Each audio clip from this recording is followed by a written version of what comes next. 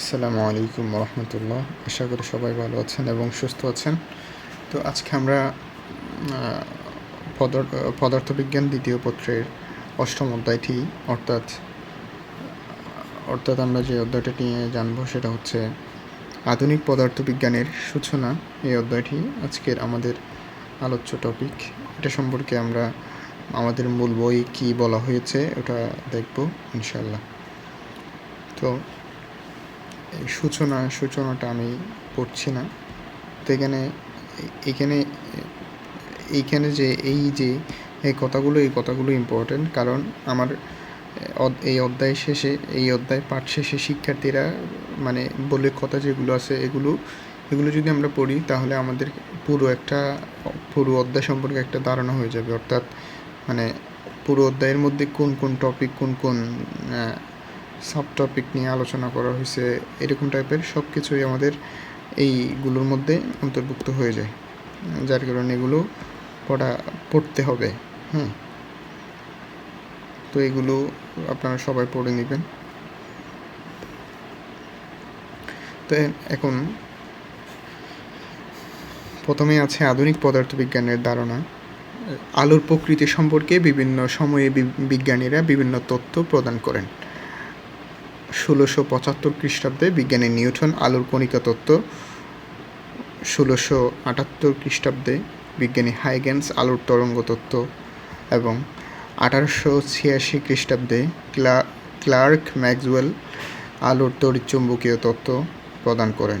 1887 খ্রিস্টাব্দে German পদার্থবিজ্ঞানী Henrique hertz পরীক্ষামূলকভাবে তড়িৎচুম্বকীয় তত্ত্ব সুপ্রতিষ্ঠিত করেন। ওই সময় তিনি তড়িৎচুম্বকীয় তরঙ্গ নিয়ে পরীক্ষা নিরীক্ষার কালে আকস্মিক কালে আলোক তড়িৎক্রিয়া আবিষ্কার করেন, কিন্তু আলোক তড়িৎক্রিয়া তড়িৎচুম্বকীয় তরঙ্গ দ্বারা ব্যাখ্যা করা সম্ভব হয়নি। এখানে যে বিষয়গুলো আছে এগুলো এখানে এই প্যারাটার মধ্যে মার্ক করা বিষয়গুলো সবগুলো হচ্ছে খুবই ইম্পর্ট্যান্ট। এটা আমি যে বইটি থেকে পড়ছি এটা হচ্ছে RTDS এর বই। এই বইটা মানে হলুদ লাইনগুলো সবগুলো হচ্ছে মেডিকেলের জন্য গুরুত্বপূর্ণ, এরকম আর কি, খুবই গুরুত্বপূর্ণ। তো এখানে এই ছোট্ট একটা ইয়ের মধ্যে যে টপিকগুলো বলা হয়েছে সেগুলো হচ্ছে একটা মানে 4টা বিষয়। একটা হচ্ছে এই সালটা মনে রাখতে হবে, 1675 খ্রিস্টাব্দে বিজ্ঞানী নিউটন আলোর কণিকা তত্ত্ব দেন। কোন তত্ত্ব? আলোর কণিকা তত্ত্ব। এবং বিজ্ঞানী হাইগেন্স দেন হচ্ছে আলোর তরঙ্গ তত্ত্ব। এরপর এবং হচ্ছে ম্যাক্সওয়েল দেয় হচ্ছে আলোর তড়িৎচুম্বকীয় তত্ত্ব দেয়, কিন্তু এটা সুপ্রতিষ্ঠিত করেন হচ্ছে হেনরিক হার্টজ এটা সুপ্রতিষ্ঠিত করেন এবং তিনি আলোর তড়িৎক্রিয়া আবিষ্কার করেন। এটা মাথায় রাখতে হবে।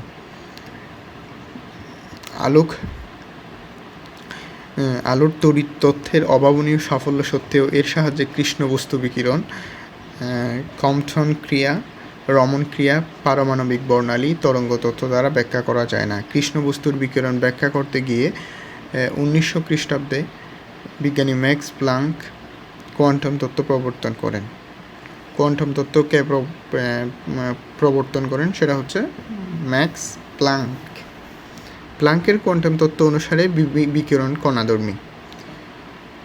এই তত্ত্ব অনুসারে যখনই কোনো বস্তু হতে বিকীর্ণ শক্তি নির্গত হয় কিংবা কোনো বস্তু বিকিরণ শোষণ করে তখন তা কখনোই নিরবিচ্ছিন্নভাবে বস্তু থেকে নিরবিচ্ছিন্ন হয় না। নিঃসরণ বা শোষণের সময় শক্তি বিচ্ছিন্নভাবে শক্তি প্যাকেট রূপে নির্গত বা শোষিত হয় এবং এর সংখ্যা সবসময় একটি পূর্ণ সংখ্যা। শক্তি কণার এই গুচ্ছকে শক্তি কোয়ান্টাম বলা হয়। একটি কোয়ান্টামের শক্তি H মিউ, এখানে মিউ হচ্ছে এটা বলা হয়েছে, এটা আমরা জানি। প্লাঙ্কের কোয়ান্টাম তত্ত্ব পরিবর্তিত ও সম্প্রসারিত করে আইনস্টাইন ফুটন কণার ধারণা করেন এবং আলোর তড়িৎক্রিয়ার যৌক্তিক ব্যাখ্যা প্রবর্তন করেন। আইনস্টাইনের মতে বিকিরণ শুধু নিঃসরণ বা শোষণের সময়ই যে বিচ্ছিন্ন কোয়ান্টার উপর নির্গত হয় বা শোষিত হয় তা নয়, কোনো স্থানের অর্থাৎ স্পেসের মধ্য দিয়ে প্রবাহের সময়ে কোয়ান্টাম হিসেবে গণ্য হয়। কোনো ধাতুর উপর আলো পড়লে আপতিত ফোটনের সাথে ইলেকট্রনের স্থিতিস্থাপক সংঘাত ঘটে, অর্থাৎ এক্ষেত্রে ইলেকট্রনগুলো হয় আপতিত ফোটনের সমস্ত শক্তি শোষণ করবে এবং অথবা কোনো শক্তি শোষণ করবে না। শোষণের ক্ষেত্রে যদি ফোটনের শক্তি ধাতু পৃষ্ঠের ইলেকট্রনের বন্ধন শক্তি অপেক্ষা বেশি হয়, তবে আলোক ইলেকট্রন নির্গত হয়। তড়িৎচুম্বকীয় বিকিরণকে ফোটন কণার স্রোত হিসেবে বিবেচনা করলে আলোক তড়িৎক্রিয়া, কৃষ্ণ বস্তু বিকিরণ, পারমাণবিক বর্ণালী, কম্পন ক্রিয়া ইত্যাদি ব্যাখ্যা করা যায়। তবে এই তথ্য দিয়ে ব্যতিচার, অববর্তন, সমবর্তন ইত্যাদি ব্যাখ্যা করা যায় না। অপরদিকে বিকিরণের তরঙ্গ তত্ত্ব সঠিকভাবে ব্যতিচার, অববর্তন, সমবর্তন ইত্যাদি ঘটনাগুলোকে ব্যাখ্যা করতে পারে। তাই আধুনিক বিজ্ঞানে বিকিরণ কখনো তরঙ্গরূপে আবার কখনো কণার স্রোত রূপে আচরণ করে এবং এরা পরস্পরের পরিপূরক। একেই তরঙ্গ কণিকা দ্বিতত্ত্ব বলা হয়। 1926 খ্রিস্টাব্দে ফরাসি বিজ্ঞানী লুইস ডি ব্রোগলি দেখান যে একটি কণার স্রোত তরঙ্গের মতো আচরণ করতে পারে। সুতরাং ম্যাক্স প্লাঙ্কের আলোর কোয়ান্টাম তত্ত্ব ও আইনস্টাইনের আপেক্ষিকতার বিশেষ তত্ত্ব প্রবর্তনের মাধ্যমে আধুনিক পদার্থবিজ্ঞানের যাত্রা শুরু হয়েছে।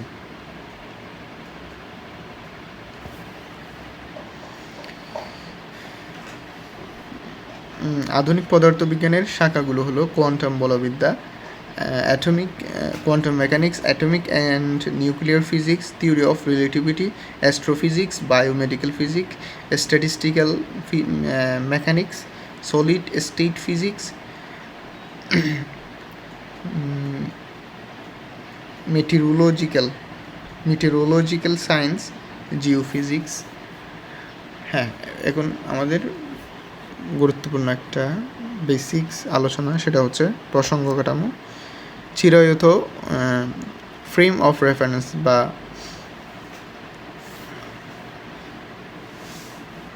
চিরায়ত ও নিউটনীয় বলবিদ্যায় তিনটি মৌলিক রাশির ধারণা করা হয়েছে। এগুলো হলো স্থান, কাল, ভর। স্থান, সময়, ভর।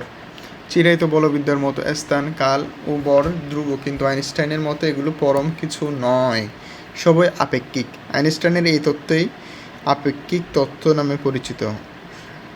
কোনো বস্তুর অবস্থান বা গতি বর্ণনার জন্য আমাদের একটি প্রসঙ্গ কাঠামোর প্রয়োজন, যার সাপেক্ষে বস্তুর স্থির বা চলমান অবস্থান নির্দেশ করা যায়।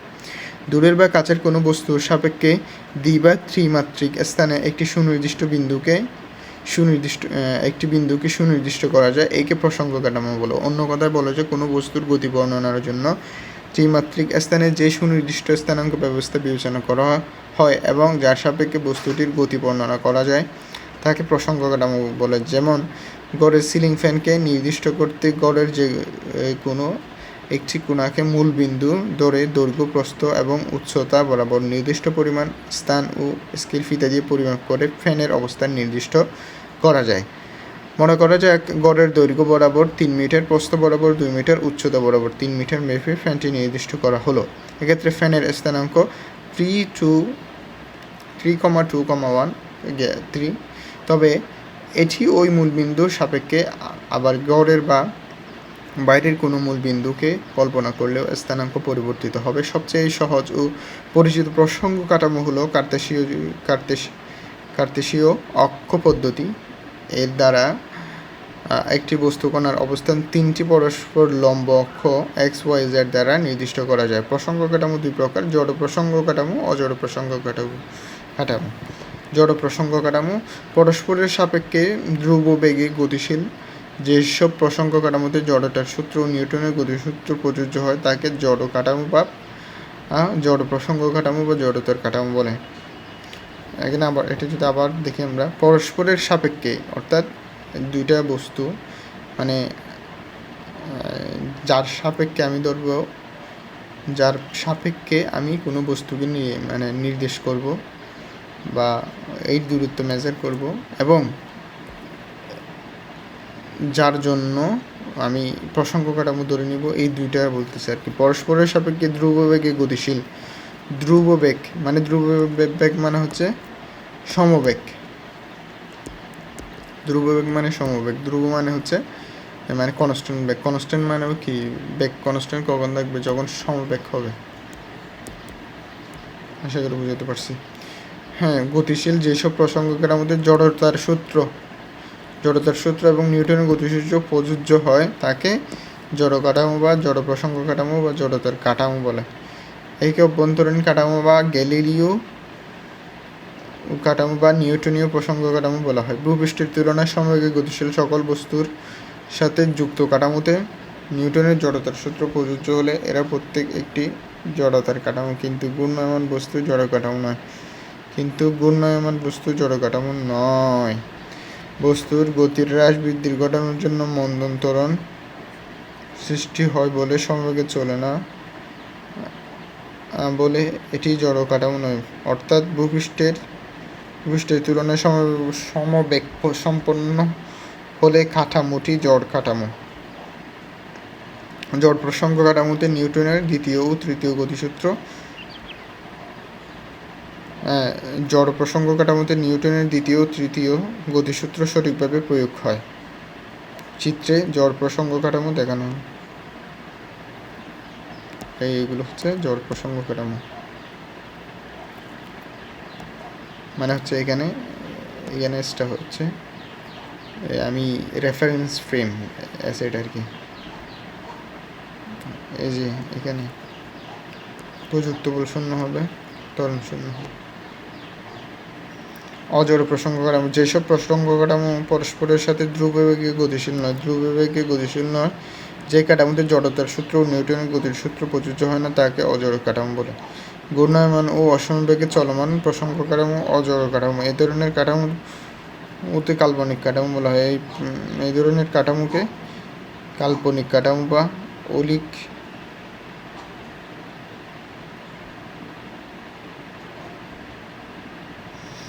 উদাহরণ: সমবেগে চলমান একটি বাসের ভেতরে একটি ফুটবল রয়েছে। বাসটি ব্রেক কষলে মনে হবে সামনের দিকে ফুটবলটির ত্বরণ হচ্ছে।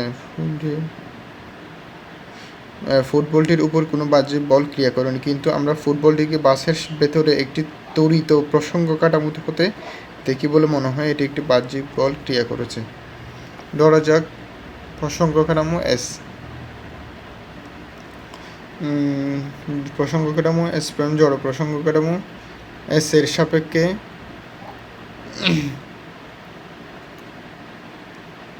শূন্য ত্বরণে গতিশীল, এবং তাহলে কণা এ প্রকৃতপক্ষে যেসব কণা প্রসঙ্গ কাঠামো এস এর সাপেক্ষে স্থির থাকলে কাঠামো এস সাপেক্ষে তা ত্বরণে গতিশীল মনে হবে। সুতরাং একটি কণা এস জড় কাঠামোর সাহায্যে এ ত্বরণে গতিশীল হলে এস কাঠামোতে এর ত্বরণ হবে। এখানে এই যে এটা হচ্ছে আপেক্ষিক বেগের সূত্রের মতো পুরোটাই। এখন কণাটির ভর m হলে এস প্রাইম কাঠামোতে কণাটির উপর ক্রিয়াশীল বল পাওয়া যায়।